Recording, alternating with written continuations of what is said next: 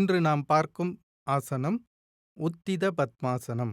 இந்த ஆசனத்தை நமக்கு செய்து காண்பிப்பவர் நமது தெய்வீக சகோதரர் பிரம்மாகுமார் டாக்டர் செல்வம் அவர்கள்.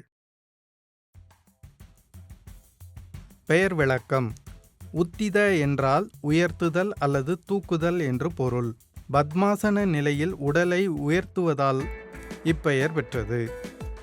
செய்முறை: விரிப்பில் பத்மாசனத்தில் அமர வேண்டும்.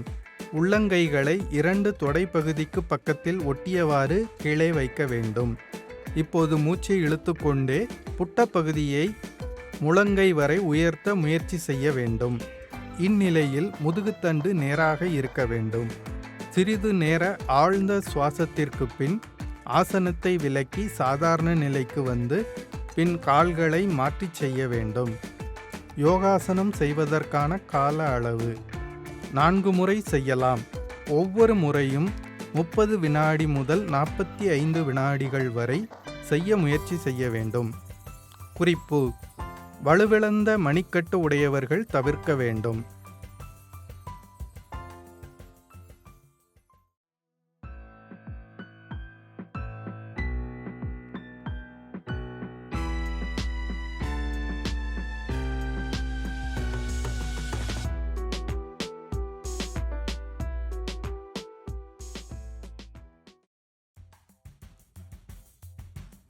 பயன்கள்: தோள்பட்டை, மணிக்கட்டு மற்றும் அடிவயிற்று தசைகள் பலமடைகின்றன. ஜீரண சக்தி நன்கு கிடைக்கிறது. குடல் இறக்கம், வாயு தொல்லை தடுக்கப்படுகிறது. உடல் எடை குறைகிறது. கைகளுக்கு நன்கு பலம் கிடைக்கின்றது.